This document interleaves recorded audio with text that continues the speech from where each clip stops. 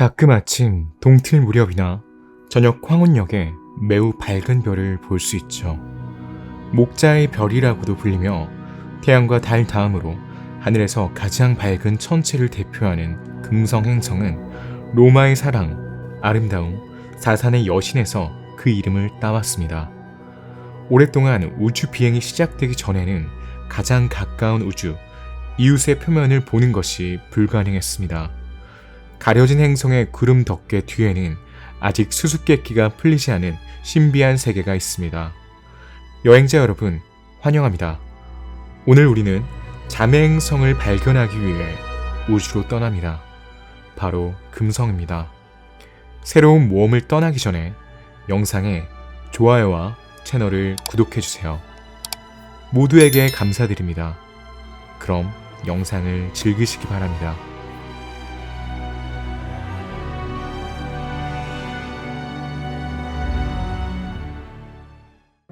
짙은 구름이 낀 대기를 드러내는 유럽의 위성이 금성을 다녀오고 나서 금성은 더욱 신비해졌습니다.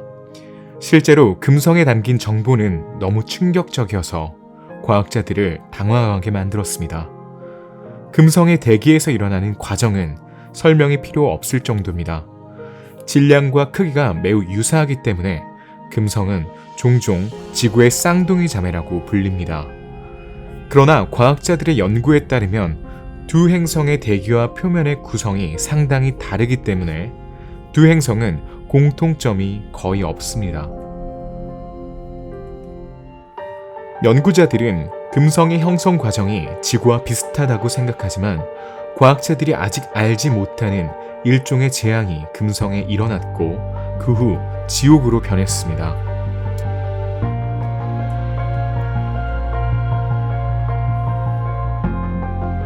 또한 금성은 태양계의 다른 모든 행성과는 다른 방향으로 느리게 회전할 뿐만 아니라 부정확하게 회전합니다. 이렇게 밝혀진 우회로와 다른 미스터리들은 이 수수께끼의 행성을 연구하려는 열정을 불태웠습니다. 난공불락의 아름다움을 지닌 금성은 여전히 우리가 아직 뚫지 못한 많은 신비를 흐린 덮개 아래에 숨겨두고 있습니다. 금성 행성, 이 얼굴을 감추고 있는 흐린 세계는 신비로 가득 차 있습니다. 실제로 연구자들에 의해 확인된 바는 거의 없으며 확실성은 가정이 되었습니다. 그 이유는 주로 현재의 망원경을 통해 금성 표면을 볼 수 없는 관측자들에게 통과할 수 없는 장벽을 나타내는 밀도가 높은 대기이기 때문입니다. 실제로 천문학자들이 해야 하는 상층 대기층을 통한 이 관측은 피부를 관찰하여 사람의 내부 장기를 연구하는 것에 비유할 수 있습니다. 금성은 태양에서 두 번째로 먼 행성이지만 우리와 가장 가까운 이웃입니다. 또한 태양과 달 다음으로 하늘에서 가장 밝은 천체이기도 합니다. 19개월에 한 번씩 지구와 태양 사이를 지나는 금성은 4천만 킬로미터 거리에서 지구에 접근하며 이는 화성보다 약 1,500만 킬로미터 더 가까운 거리입니다. 그리고 자전 방향이 지구와 반대이기 때문에 금성의 태양은 서쪽에서 뜨고 동쪽에서 집니다. 태양까지의 평균 거리는 1억 800만 킬로미터입니다. 지상 관측자의 경우 금성과 태양의 각도 거리가 48도를 초과하지 않으므로 일몰 후 또는 일출 직전의 특정 시간 동안만 볼 수 있습니다. 1년의 길이, 즉 지구가 태양 주위를 완전히 공전하는 기간은 지상에서 225일입니다. 그러나 금성에서는 계절의 변화가 거의 없습니다. 지구의 이웃에 대한 또 다른 이상한 점은 자체 축을 중심으로 공전하는 주기가 지구, 금성 시스템의 공명 주기와 거의 일치한다는 것입니다. 즉 이것은 지구와 가장 가까운 거리에서 금성이 항상 한쪽에서 우리를 향해 돌고 있음을 의미합니다. 금성의 대기는 97%가 이산화탄소로 구성되어 있으며 이산화탄소는 대기 하층에 열을 보유하고 있습니다. 그 결과 금성 표면의 온도는 500도씨에 달할 수 있습니다. 지구 표면으로 직접 탐사선을 발사한 결과 빽빽한 대기권 아래에는 바다가 없고 단단한 지구만 존재한다는 사실이 밝혀졌습니다.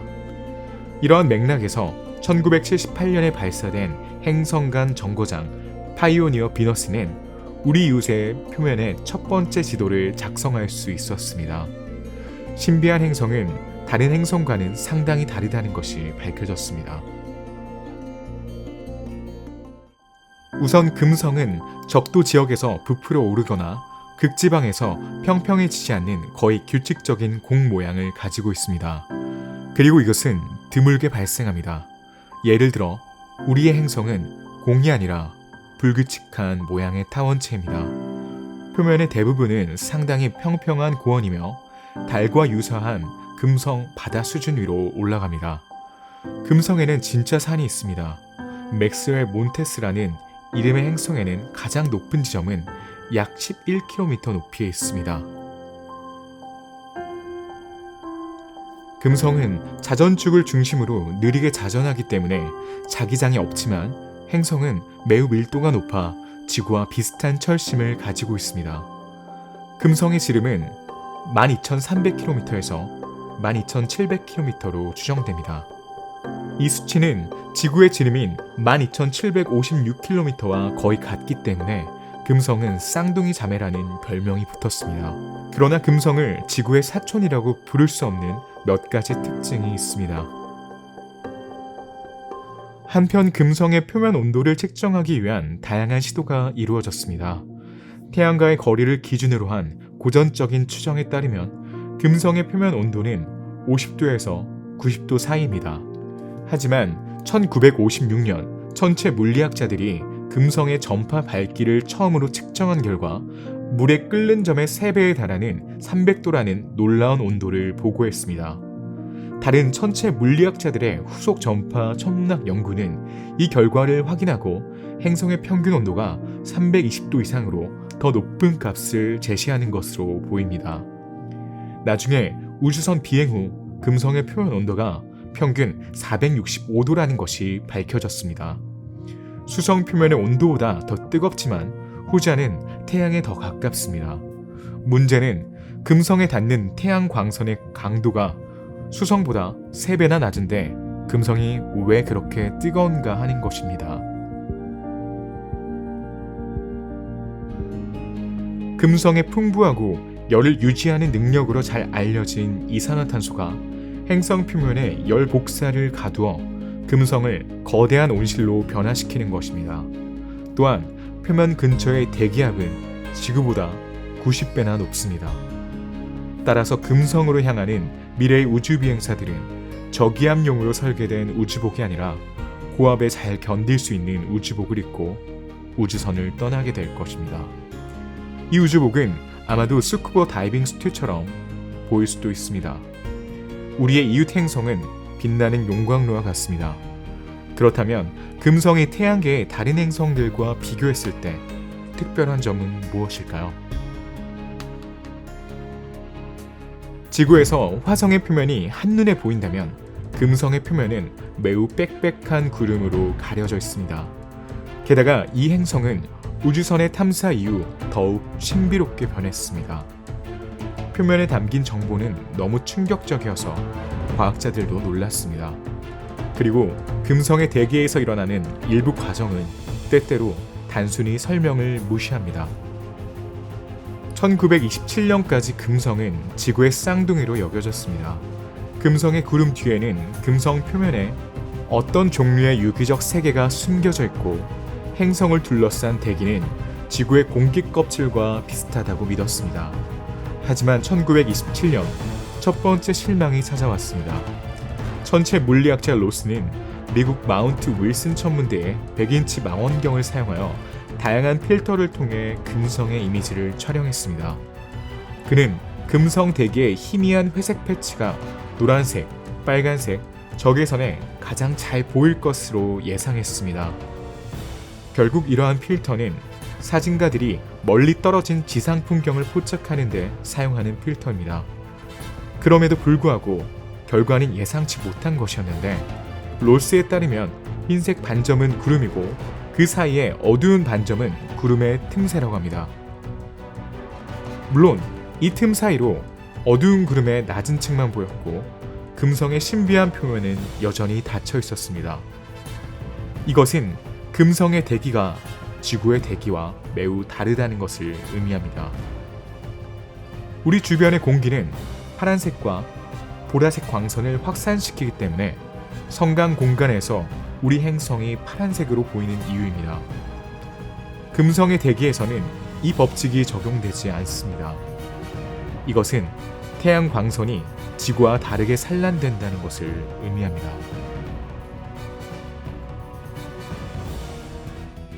로스가 금성을 발견한 이후 30년 동안 많은 천문학자들이 금성 대기의 광학적 특성을 이해하려고 시도했습니다. 특히 더 상세한 조사를 통해 금성 대기에서 빛의 산란은 상대적으로 큰 고체 입자, 즉 성질을 알 수 없는 일종의 먼지에 의해 생성된다는 결론을 내렸습니다. 놀랍게도 이러한 데이터는 금성 대기의 상층을 참조하므로 지상 대기의 해당 층과 달리 매우 먼지가 많은 것으로 판명되었습니다. 금성 대기에 적용된 스펙트럼 분석은 지금까지 그 수수께끼의 해답을 거의 명확하게 밝혀내지 못했습니다. 결국 금성의 연속적인 구름 덮개에 반사되는 태양광선은 대기의 상층 구성만 알 수 있습니다.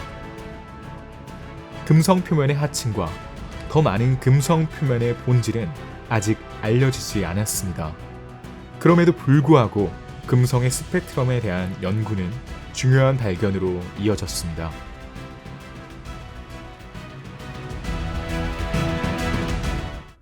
(1932년) 금성의 대기에는 지구 전체 대기보다 거의 400배나 많은 이산화탄소가 매우 풍부하다는 사실이 발견되었습니다.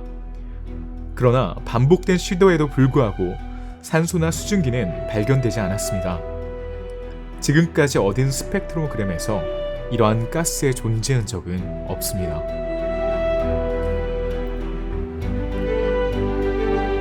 (1953년) 크림 천체 물리학 전문대에서는 천문학자들이 이온화된 질소의 존재감을 감지했습니다. 따라서 수증기와 산소가 거의 없는 상태에서 엄청난 양의 이산화탄소, 질소가 있으며 이것이 실제로 금성 대기의 구성에 대해 우리가 아는 전부입니다.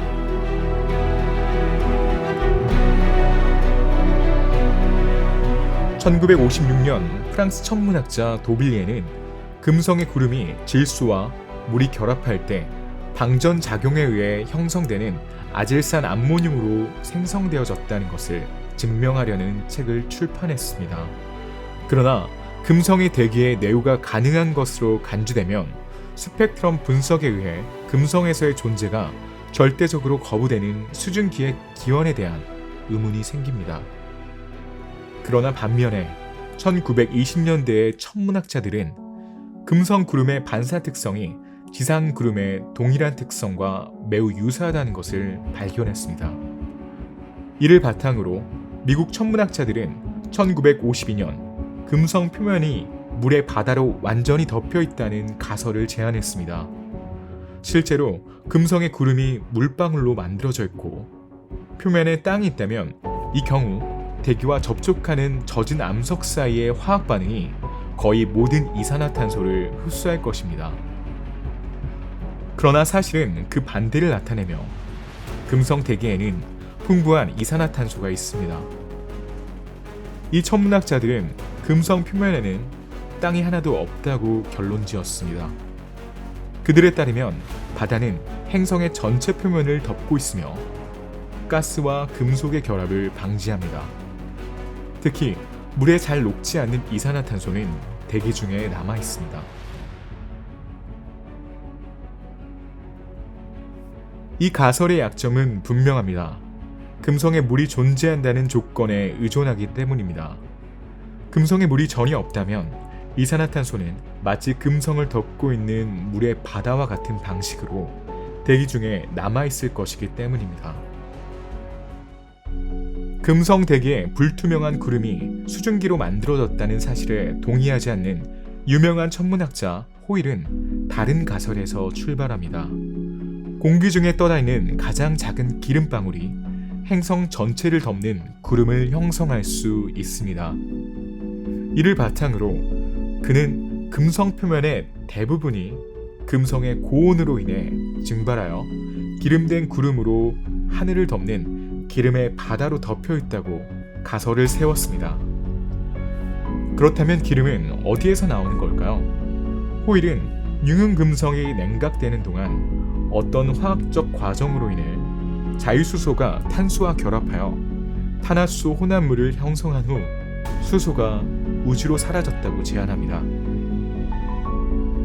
금성 구름 덮개의 기원에 대한 이 모순적인 가설이 너무 많다는 것은 분명히 지식이 부족하다는 것을 증명합니다.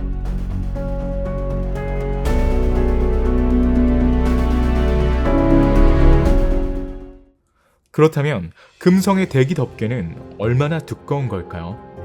나사의 우주 탐사선인 마리너 2호는 금성 표면에서 약 70km까지 뻗어있는 구름층의 두께가 27km임을 확인하여 귀중한 정보를 제공했습니다. 지구 대기의 하층 구름층 두께가 20에서 25km를 넘지 않기 때문에 금성은 분명히 더 밀도가 높은 대기를 가지고 있습니다.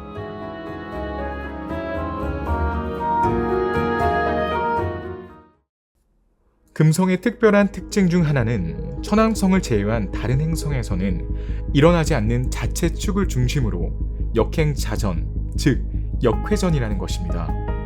게다가 이 회전은 이상하게도 느립니다. 실제로 금성은 약 243일, 태양 주위는 225일 만에 자전축을 중심으로 완전한 공전을 달성합니다.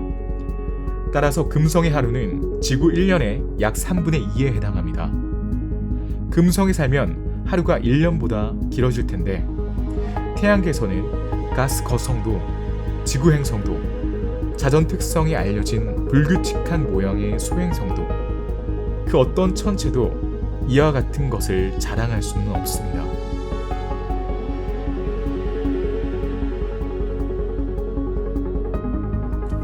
금성의 자전 속도가 감소하는 이유는 지구와 달 사이에 발생하는 것처럼 자체 축을 중심으로 동기 자전으로 전환되기 때문일 수 있습니다.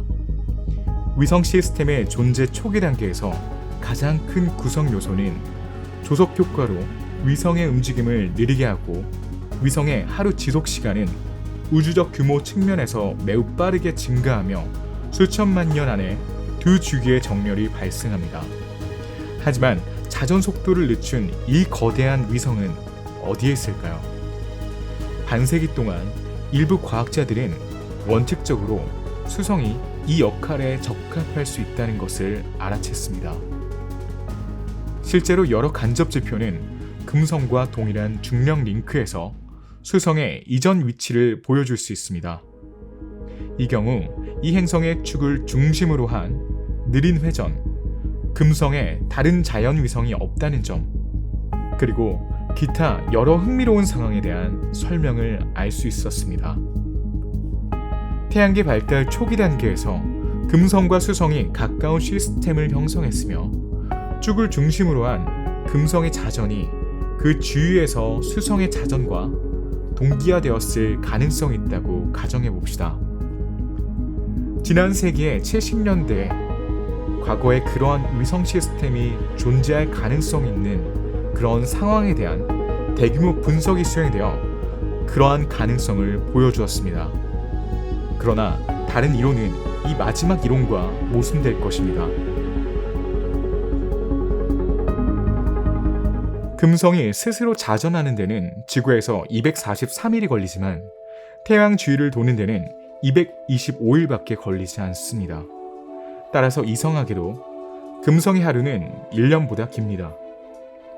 따라서 1년 동안 계절이 없기 때문에 모든 날이 비슷하고 모두 같은 기간을 갖습니다. 천문학자들은 금성의 축을 중심으로 금성이 느리게 회전하는 이유가 무엇인지 이해하기 위해 오랫동안 노력해왔습니다.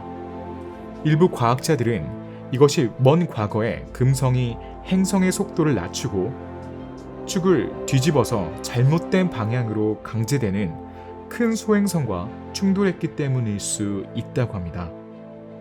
이 아이디어는 다른 시간에 금성을 연구한 우주 탐사선의 데이터와 모순됩니다. 실제로 그들 관찰에 따르면 알려지지 않는 현상이 금성의 속도를 계속 늦추고 있으며 금성의 낮 시간이 매일 6분에서 7분씩 증가한다는 사실이 밝혀졌습니다. 이러한 차이로 인해 많은 과학자들은 금성 자전의 주요 브레이크가 소행성이 아니라 초음속 대기라고 믿게 됩니다. 이 아이디어의 지지자들에 따르면 행성 표면에서 대기의 움직임과 마찰이 계속 느려지고 있으며 이는 탐사선 마젤란과 비너스 익스프레스가 측정한 하루 길이의 차이에 반영됩니다. 캐나다 맥길 우주소 연구소의 연구원들은 2016년 금성 궤도에 도착한 직후 아카츠키 탐사선이 발견한 1000km 길이의 신비한 정상파라는 또 다른 금성 수수께끼를 연구하여 탐사선 측정값의 불일치의 원인을 발견했습니다. 일반적으로 이러한 정상파는 지구 대기권에서 길고 높은 산맥에서 발생하며 수명이 비교적 짧습니다. 그러나 금성에서 큰 산이 없으며 일본 탐사선이 발견한 파동은 지금까지 사라지지 않았습니다. 어떻게 이러한 현상이 일어날 수 있었을까요?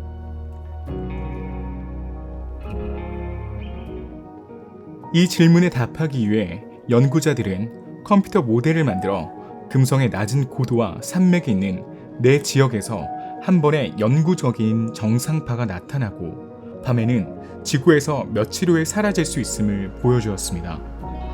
과학자들은 이러한 파동의 형성에 관찰함으로써 행성의 축을 중심으로 행성의 자전에 특정한 방식으로 영향을 미쳐 밤에는 속도를 낮추고 낮에는 가속해야 한다는 것을 발견했습니다.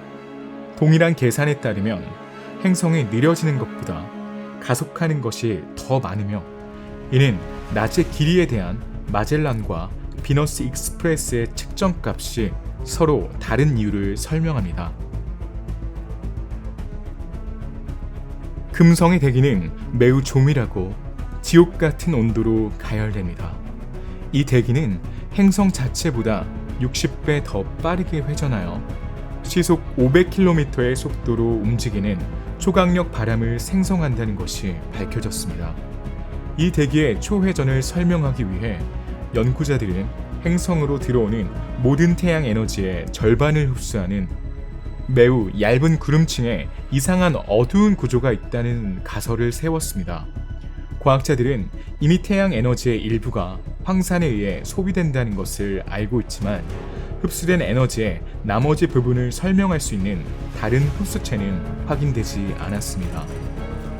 그래서 그들은 이 얇은 구름층에서 손실된 에너지가 어떻게든 대기의 과회전을 일으켰다고 가설을 세웠습니다. 두꺼운 대기는 금성을 신비의 행성이라고 부르는 지상 관측자들과 천문학자들로부터 모든 표면 세부 사항을 숨겼습니다. 따라서 금성은 이웃 행성의 수수께끼를 풀기 위해 많은 우주 탐사선이 달려간 최초의 행성이었습니다.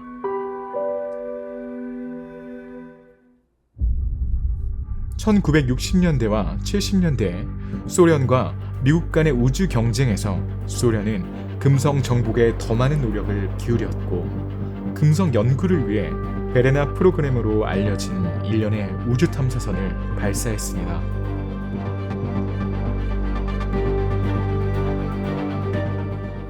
우주시대 초창기인 1961년 2월 12일 금성 행성으로 발사된 소련 최초의 우주선 베레나 1은 비교적 가까운 거리에서 금성의 좋은 사진을 지구로 전송했지만 이 사진은 금성의 짙은 구름층 밖에서 촬영된 것이어서 표면의 세부 사항은 보이지 않았고 금성 탐사선 베레나 2호는 금성 행성 내부를 촬영했습니다.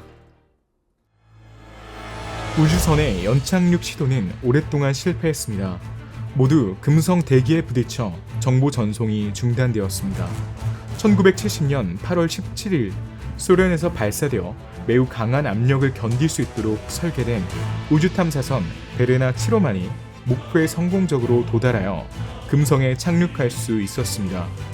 따라서 행성 표면의 온도를 측정하고 대기의 구성과 압력을 결정하고 표면의 화학 성분도 연구했습니다.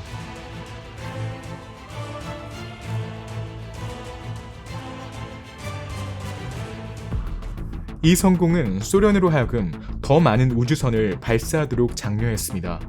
1972년 3월 27일에 발사된 베레나 8호는 처음으로 지구에 낮에 착륙하여 상공의 조명이 지구의 흐린 날과 비슷하다는 것을 보여주었습니다. 또한 1975년 6월에 발사된 쌍둥이 탐사선 베레나 9호와 베레나 10호는 지구 주변 지역의 흑백 파노라마를 처음으로 지구로 전송했습니다. 1978년에 발사된 베레나 11과 베레나 12는 금성 표면에서 분당 최대 1000회의 번개 방전을 기록했습니다. 1982년에 발사된 탐사선 베레나 13호와 14호는 금성 표면의 첫 컬러 사진을 전송하는 데 성공하고 토양의 화학 성분을 분석했습니다. 1시리즈는 1983년에 지구로 날아간 큰 성공을 거둔 베레나 15호와 베레나 16호로 이어집니다. 이 탐사선들은 금성의 구름층 상공을 비행하며 금성의 레이더 조사를 수행했는데 이 임무에서는 금성 표면의 4분의 1을 레이더로 조사했습니다. 정밀도가 매우 높아 길이 1에서 2km, 높이 50m의 세부사항이 기록되어 있습니다. 1985년부터 베가 프로그램은 베레나 프로그램의 확장을 구성합니다. 실제로 소련 차량 베가 1과 베가 2도 중요했으며 여기에서 풍선 탐사선이 방출되어 행성 상공 54km 고도에서 표류했습니다.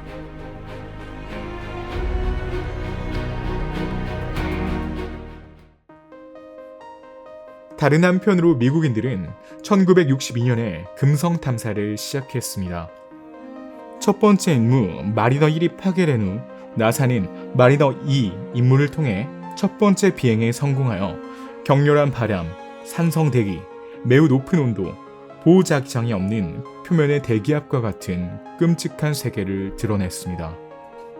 1978년 미국 정거장 파이오니어 비너스 1은 궤도에서 행성 표면의 첫 레이더 매핑을 수행했고 파이오니어 비너스 2는 낙하산으로 행성 대기를 연구하기 위해 4개의 탐사선을 발사하는 데 성공했습니다.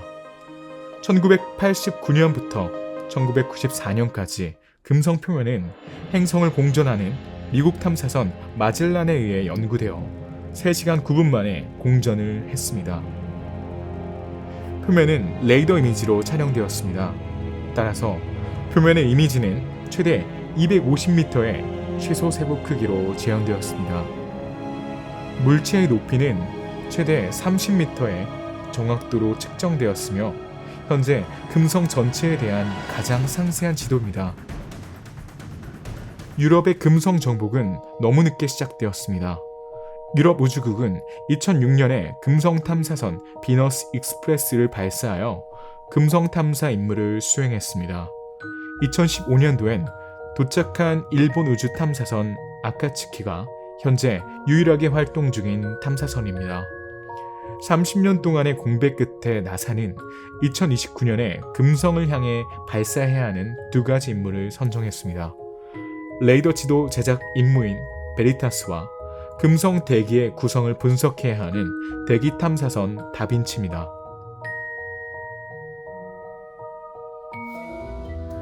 그렇다면 금성 행성은 어떻게 형성되었을까요?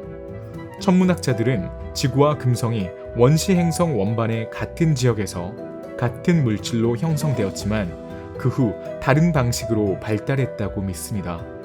지구는 거의 20%의 산소를 함유한 대기로 둘러싸여 있고 적당한 온실 효과와 바다가 있어 생명체가 번성하기 좋은 표면을 갖추고 있습니다. 반대로 금성은 이산화탄소 껍질로 둘러싸여 있으며 거대한 온실 효과로 인해 표면 온도가 거의 500도에 달하고 지상보다 90배나 큰 압력을 받고 있습니다. 금성의 거주 가능성에 대한 이 모든 질문은 금성에 액체물이 존재하는지에 대한 질문을 기반으로 합니다. 간접적으로 이러한 가능성은 지구보다 몇 배나 높은 증소수와 수소 함량의 비정상적인 비율로 인해 강조됩니다. 이것은 과거에 행성에 매우 큰 바다가 있었지만 증발해버리고 물 분자의 해리로 인해 가벼운 수소가 대기를 떠났다는 사실로 설명됩니다. 바다는 언제, 왜 증발했을까요?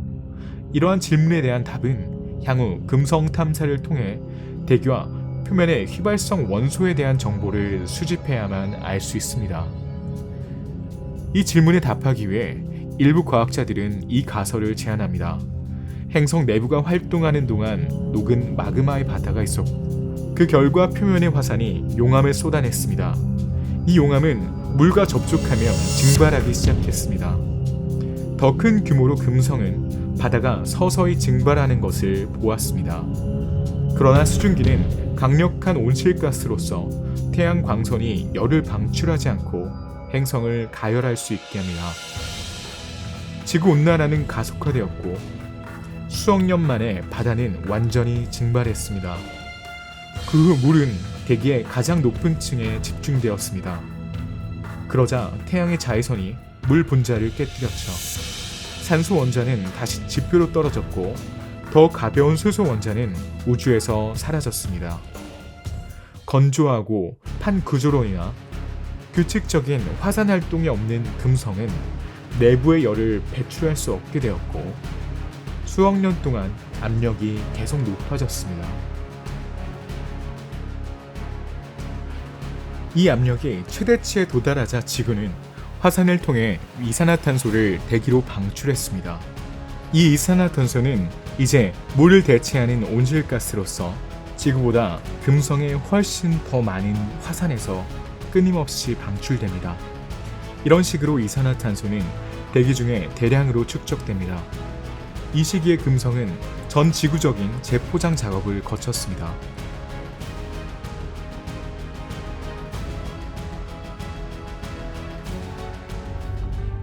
오늘날 금성 대기의 97% 이상을 구성하고 있습니다. 평균 온도는 460도이지만 520도까지 올라갈 수 있습니다. 황산은 금성 대기의 구성에 들어가는 또 다른 가스입니다. 금성이 우리 하늘에서 매우 밝게 보이는 것은 바로 반사되는 가스 때문입니다. 그리고 때때로 이 황산은 매우 부식성 비의 형태로 떨어집니다.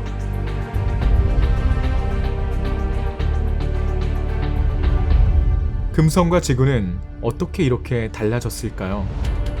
금성의 질량은 지구의 0.81배입니다. 금성의 지름은 지구의 0.96배입니다. 금성의 부피는 지구의 0.92배입니다. 평균 밀도는 cm당 5.25g입니다. 이는 지구와 매우 비슷합니다. 중력은 지구의 0.9배입니다.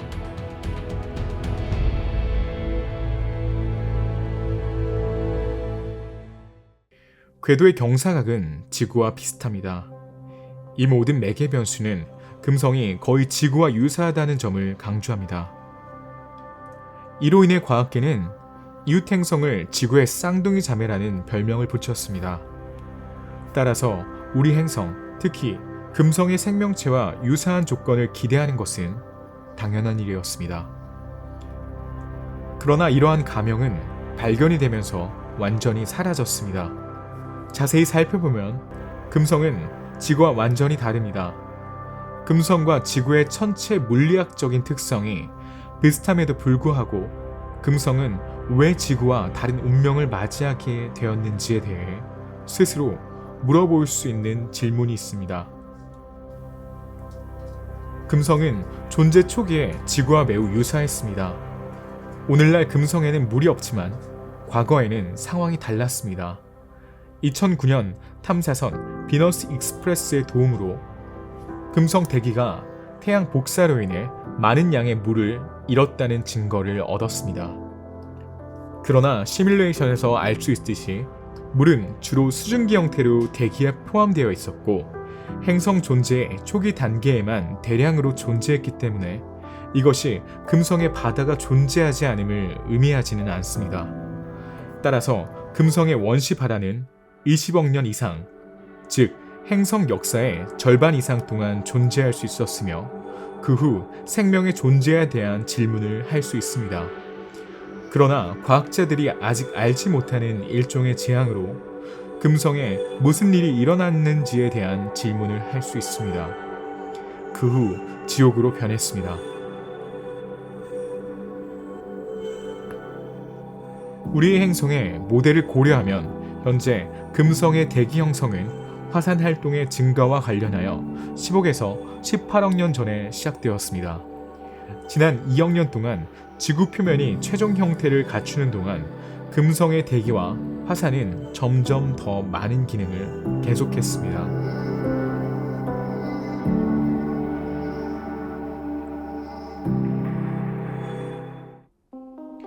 금성이 주기적으로 지구에 접근하는 동안 항상 같은 금성의 얼굴을 관찰하는 이유는 무엇일까요? 금성에는 또 다른 신비한 특징이 있습니다. 열 접근 동안 금성은 매번 같은 면으로 우리를 마주합니다. 이 현상의 이유는 금성의 느린 자전에 대해 훨씬 더합니다. 그리고 그렇게 먼 거리에 있는 지구는 이웃에 거의 영향을 미치지 않기 때문에 이 독특한 상황의 원인은 아직 설명되기를 기다립니다. 우리는 지구의 중력 영향과 대기와 표면의 마찰로 인해 자전을 가속화하는 초회전이라는 두 가지 요인이 영구적으로 작용하는 상호작용이 있다고 가정할 수 있습니다. 금성의 잿빛의 원인은 무엇인가요? 현대 망원경을 사용하면 오랫동안 설명되어 온 달의 잿빛을 연상시키는 금성 원반의 조명이 켜지지 않는 부분에서 이상한 빛을 비교적 쉽게 감지할 수 있습니다. 실제로 달의 잿빛은 지구가 달 표면의 이 부분을 비추기 때문에 발생합니다. 그렇다면 금성 표면을 비추는 것은 무엇일까요? 결국 금성에는 위성이 없으며 위성을 찾으려는 시도는 항상 실패로 끝났습니다. 이것은 금성의 잿빛 빛이 다른 성질을 가지고 있어야 함을 의미합니다. 지난 세기에는 이 사실을 설명하려는 가설이 부족하지 않았습니다. 어떤 사람들은 잿빛 빛이 금성의 지적인 주민들의 조명이라고 믿었습니다. 그러나 금성인의 도움에 의지할 필요는 없습니다. 실제로 금성은 지구보다 태양에 더 가깝기 때문에 대기에 대한 태양의 영향이 더 중요합니다. 금성 밤하늘의 광도는 지구 밤하늘의 광도보다 10배나 뛰어납니다. 금성은 짙은 구름으로 둘러싸여 있습니다. 지상의 구름과 마찬가지로 금성의 구름도 태양 광선의 중요한 부분을 반사하여 그 위에 떨어집니다. 이것이 금성의 신비로운 밝기와 밝은 흰색을 모두 설명합니다. 따라서 금성이 지구에 가장 가까운 날에는 금성은 거의 완전히 검은 원반 주위의 밝은 원을 관찰할 수 있습니다. 이것은 금성의 대기를 비추고 금성을 관통하는 태양 광선을 산란시킵니다.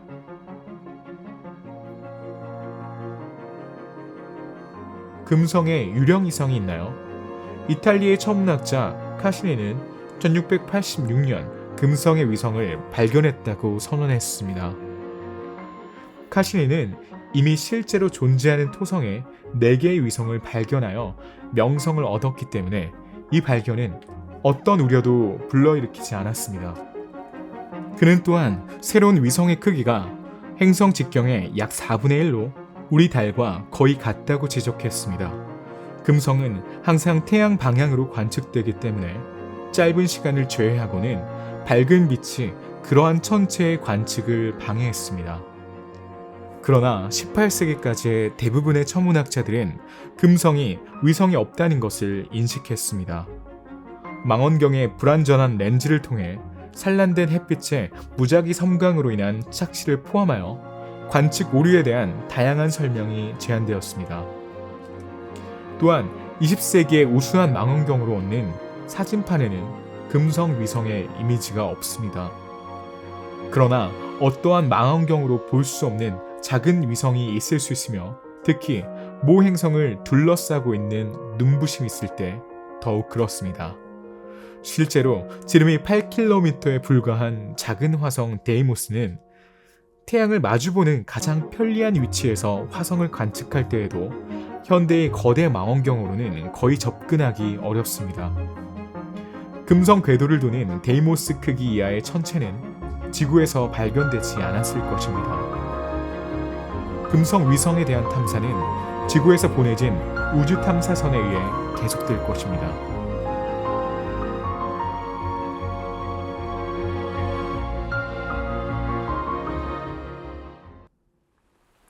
금성의 대기에는 어떤 일이 일어나나요? 금성의 신비로운 대기는 지난 세기의 마지막 절반 동안 우주선 탐사 프로그램의 중심이었습니다. 연구의 가장 중요한 측면은 화학성분, 수직 구조 및 대기 환경의 역학이었습니다.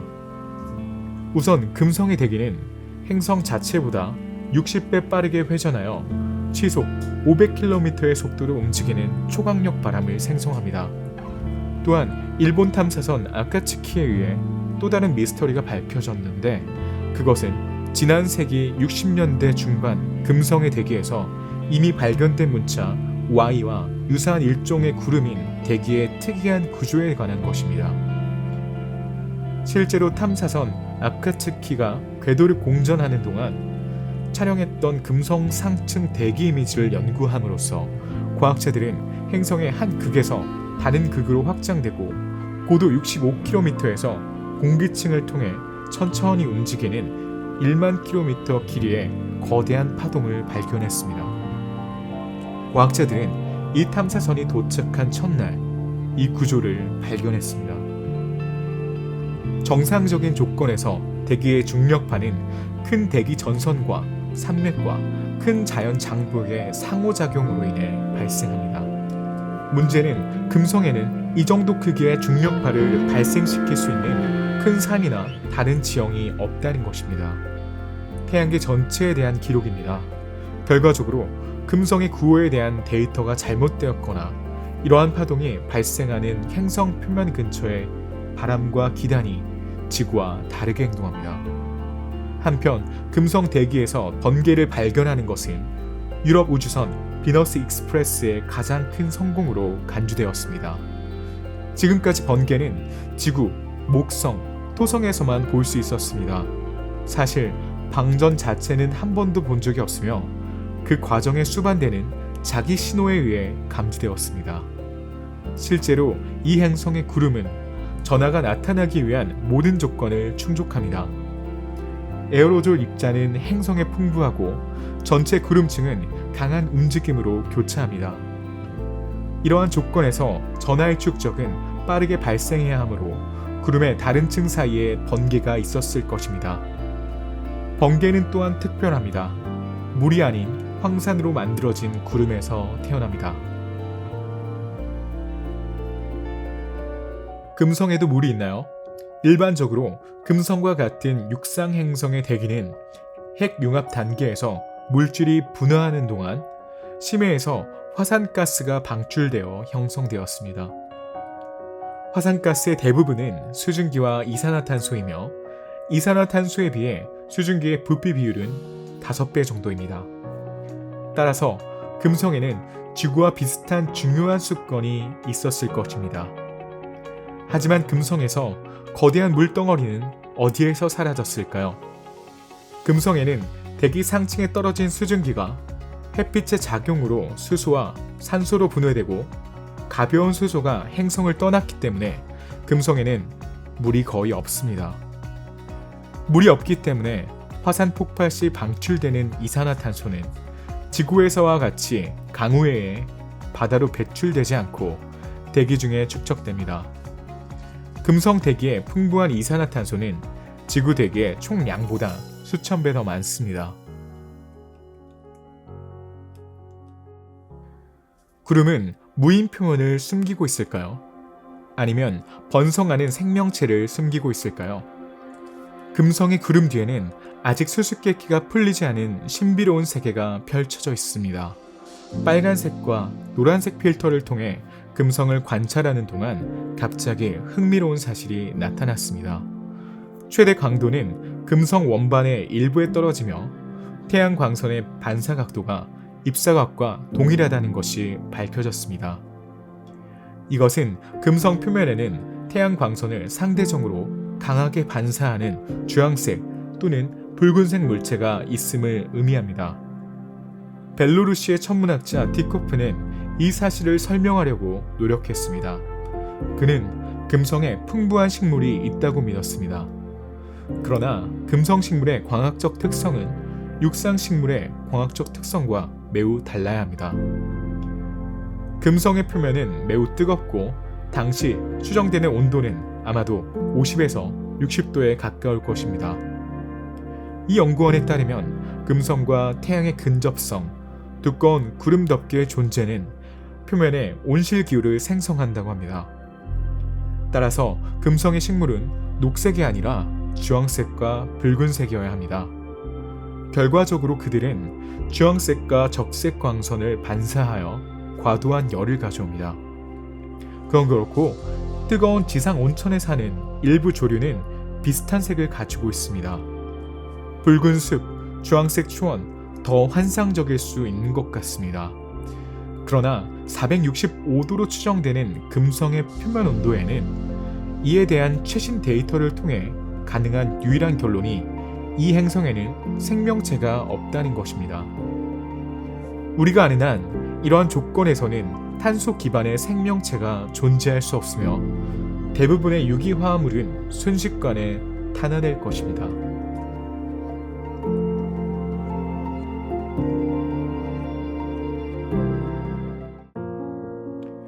금성 표면 활동의 본질은 무엇인가요? 금성 표면의 본질에 대한 가설은 지난 세기 후반까지만 해도 어느 정도 공상적인 수준에 머물러 있었습니다. 실제로 가설 중 하나는 예외 없이 행성의 모든 표면을 덮고 있는 한계가 없는 거대한 바다를 설명했습니다. 다른 가설에 따르면 행성의 얼굴은 물이 전혀 없는 불에 탄 사막으로 여겨졌고 유명한 구름은 빠르게 순환하는 대기 속의 미네랄 먼지였습니다. 다른 관점을 지지하는 사람들은 금성의 조건이 습도가 풍부하고 따뜻한 기후인 석탄기 동안에 지구에 존재했던 조건에 가깝다는 사실에서 시작되었습니다. 하지만 당시 천문학자들은 관측 자료가 부족했습니다. 금성의 자전주기를 축을 중심으로 안정적으로 결정하는 것조차 불가능했습니다. 이웃 행성에 대한 연구에 진지한 진전은 레이더를 사용하고 자동 우주선에 의한 금성 비행을 시작해야만 보장되었습니다. 금성에 대한 진실은 어떤 환상보다 더 놀라운 것으로 밝혀졌습니다.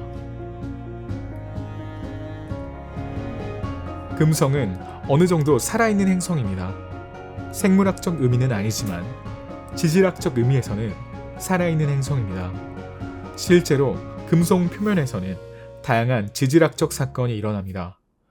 평원과 산을 포함하는 이 표면은 이질적이고 복잡하며 운석 충돌로 인해 변하지 않습니다. 평원에서 최대 200에서 300km 길이의 응고된 현무암 용암 흐름이 보입니다. 금성 표면에는 화산 분화구, 칼데라, 단층, 돔, 운석 분화구, 낮은 능선 벨트, 불분명한 고량뿐만 아니라 분화구처럼 보이지 않는 이상한 고류 구조가 나타납니다. 금성의 산은 때로는 고원 형태, 때로는 마루 형태, 즉 두 방향으로 접힌 형태, 때로는 평행한 능선 형태입니다. 이러한 평행 능선은 지구에만 존재하지만 달과 화성에는 존재하지 않습니다. 물론 금성산에는 화성과 운석 분화구도 있습니다. 그러나 일반적으로 금성의 표면은 다른 행성에 비해 더 매끄러운 것으로 밝혀졌습니다.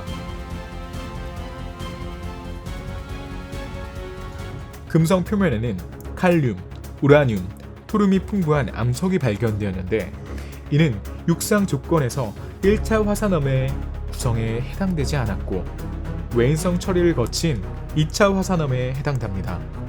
다른 곳에서는 거친 자갈, 어두운 바위, 암석의 특징적인 기타 요소가 표면에서 발견됩니다. 따라서 금성의 표면 암석은 마그마 기원의 암석인 달, 수성, 화성과 동일한 것으로 밝혀졌습니다. 금성 표면의 평균 나이는 약 10억 년입니다. 지구 표면과 비교할 때 지구는 지질학적 규모에서 훨씬 더 살아있는 행성이기 때문에 훨씬 더 오래되었습니다.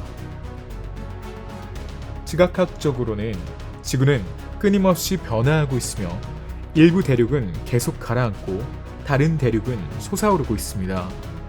그러나 금성의 표면은 수성, 달, 화성보다 훨씬 젊습니다.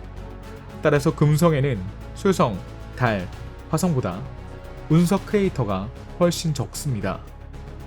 금성에는 거의 파괴되어 거의 보이지 않는 오래된 운석 크레이터가 있습니다. 금성의 파괴 속도를 보면 지난 30억 년 동안 뜨거운 사망이 금성을 지배했음을 알 수 있습니다. 금성은 지구와 마찬가지로 멘틀과 지각이 있습니다. 실제로 금성의 지각 두께는 지구와 마찬가지로 40에서 50km이고 멘틀은 약 3000km 두께이지만 수성의 멘틀에 비해 상대적으로 큽니다. 반면 금성에서는 고도 65에서 70km에서 동풍이 시속 360km의 속도로 지속적으로 불어 허리케인을 만듭니다. 이 바람은 농축 황산에 더러운 황색 구름을 가져오고 행성에 약간 줄무늬가 있기 때문에 예를 들어 중위도에서는 어두운 띠가 감지되고 극지방 위도에서는 다른 밝은 띠가 감지됩니다. 또한 때때로 약간 더 가벼운 구름으로 구성된 극지 모자를 구별할 수 있습니다. 거대한 지각격변, 거대한 화산, 고대를 포함한 기타 구호는 주로 금성 표면에서 외인성 과정의 활동이 낮다는 것을 증언합니다. 그리고 이것은 금성 표면에는 방대한 외인성 과정이 기능과 관련된 액체물이 없기 때문에 이해할 수 있습니다. 실제로 액체 상태의 물은 고체와 기체 상태뿐만 아니라 강력한 기후순환의 발달에 기여하며 이는 외인성 과정의 활동뿐만 아니라 행성 표면의 전체 진화 과정에서도 결정적인 영향을 미칩니다. 금성에도 생명체가 있었나요? 지구와 금성은 언뜻 보기에 크기와 질량이 매우 비슷합니다. 두 행성의 나이는 약 45억 년으로 거의 동일합니다. 지구뿐만 아니라 금성에서도 생명체가 탄생하는 것을 막는 것은 아무것도 없는 것 같습니다. 현재 금성 표면에 생명체가 존재할 가능성은 매우 낮습니다. 평균 표면 온도가 400도 이상이면 액체 물을 찾을 수 없으며 이 열은 대부분의 유기 분자를 파괴할 것입니다. 또한 금성 하늘에는 옅은 노란색 구름이 떠다니며 연구에 따르면 주로 지상 비처럼 금성 표면에 떨어지는 작은 황산방울로 구성되어 있으며 유일한 차이점은 이 비가 모든 생명체에 파괴적이라는 것입니다. 그러나 더 온화한 금성의 상층 대기는 물방울이 형성될 수 있을 만큼 온도가 낮기 때문에 잠재적으로 생명체가 형성되기에 적합할 수 있습니다. 금성에서는 지구인에게 익숙한 기압과 온도 조건은 행성 표면에서 55km 떨어진 대륙권에서나 발견할 수 있습니다. 그러나 여기에서도 공기의 주 성분은 이산화탄소이기 때문에 공기의 구성이 다릅니다. 이러한 맥락에서 일부 과학자들은 생명체가 존재할 가능성이 매우 높다고 생각합니다. 실제로 연구자들은 금성 대기에서 황화카르보니를 발견했습니다. 이 가스는 무기적으로 생산하기가 매우 어렵기 때문에 미생물 활동의 간접적인 신호로 간주될 수 있습니다. 또한 금성에 대한 연구에 따르면 표면에서 50에서 70km 아래에서 태양의 자외선은 마치 행성이 스펙트럼의 이 부분을 흡수하는 일종의 필름으로 둘러싸인 것처럼 거의 감지할 수 없습니다. 그 결과 과학자들은 미생물이 육상식물의 광합성과 같은 특정 과정에 자외선을 사용하여 높은 고도에서 잠재적으로 살 수 있을 것이라고 추측했으며 일부 미생물도 마찬가지입니다. 그러나 이 환경에는 세포에 의해 보호되지 않는 유기분자를 파괴하는 황산구름과 같은 자체적인 한계가 있습니다. 예를 들어 지구에서 DNA와 같은 분자는 산성 조건에 의해 빠르게 파괴되지만 일부 박테리아는 극도로 산성화된 환경에서도 생존할 수 있습니다. 마찬가지로 금성의 대기에서 극도로 뜨거운 표면으로 물방울이 지속적으로 떨어지면 물방울 안에 있는 보호되지 않은 유기분자가 파괴됩니다. 또한 금성 대기에는 유기분자가 농축될 수 있는 광물 표면이나 알갱이가 없기 때문에 생명체에 필요한 화학 원소가 희박한 대기에 분산되어 생명체 형성이 매우 어려워질 것입니다. 이 모든 것을 염두에 두고 발견된 분자 중 일부가 실제로 금성에서 생명의 신호라면 어떻게 형성될 수 있는지에 대한 몇 가지 설명이 있습니다. 금성 표면의 환경이 지금과는 매우 달랐을 때 생명체가 형성되었을 수 있습니다. 모델에 따르면 초기 금성의 표면은 호수와 바다가 있고 온화한 조건을 갖춘 초기 지구의 표면과 매우 유사했다고 합니다. 이는 통제되지 않는 온실 효과가 금성을 오늘날과 같은 지옥으로 바꾸기 전의 일입니다. 지옥 행성 금성은 형성 후 20억 년에서 30억 년 동안 완벽하게 거주할 수 있는 환경을 가졌을 수 있으며 이는 생명체가 출현할 수 있는 충분한 시간이 있었음을 시사합니다. 금성은 약 30억 년 동안 최소 섭씨 20도에서 50도까지 안정적인 온도를 유지할 수 있었습니다. 이 기간 동안 생명체가 형성되었다면 구름을 타고 퍼져나가도록 적응할 수 있었을 것입니다. 그 후 격렬한 기후변화로 인해 바다가 사라지고 지표면의 모든 생명체가 죽었을 때 구름 미생물은 금성에서 생명의 마지막 전초 기지가 되었을 것입니다.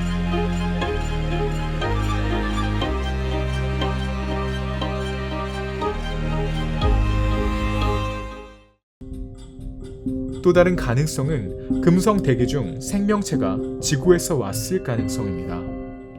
우리 태양계 내부의 행성들은 과거에 물질을 교환한 것으로 알려져 있습니다.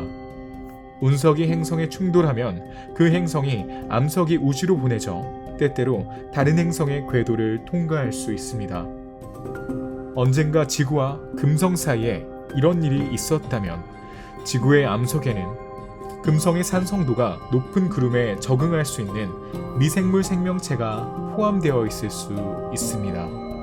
금성은 안정된 기후 조건에서 액체 상태의 물을 지탱할 수 있었을 것이고 결국 생명체가 출현할 수 있었을 것입니다.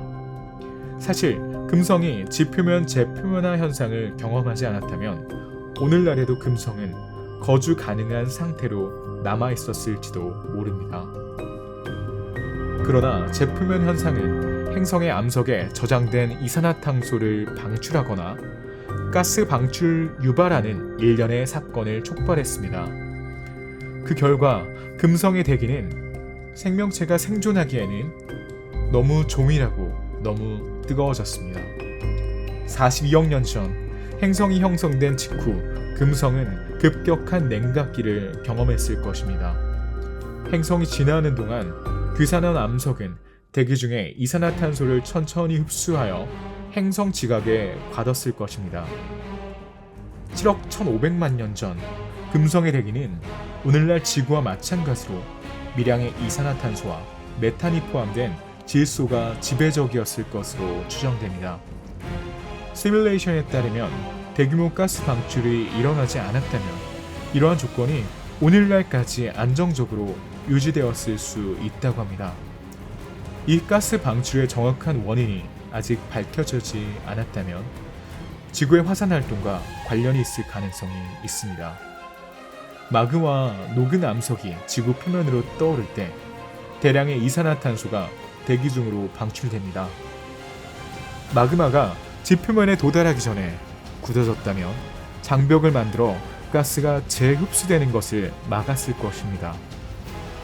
과거에도 지구에서 비슷한 사건이 발생했습니다. 예를 들어 시베리아 함정은 지난 5억 년 동안 알려진 가장 큰 화산 사건 중 하나입니다. 이 사건은 유독한 양의 온실가스를 대기로 방출하고 대량 멸종을 일으켜 생명체의 생존이 위태롭다는 것을 증명했습니다. 금성은 한때 생각했던 것처럼 결코 친절한 세상이 아닙니다. 이산화탄소로 가득 찬 대기, 황산 구름, 끔찍한 열기로 인해 인간이 살기에 전혀 적합하지 않았습니다.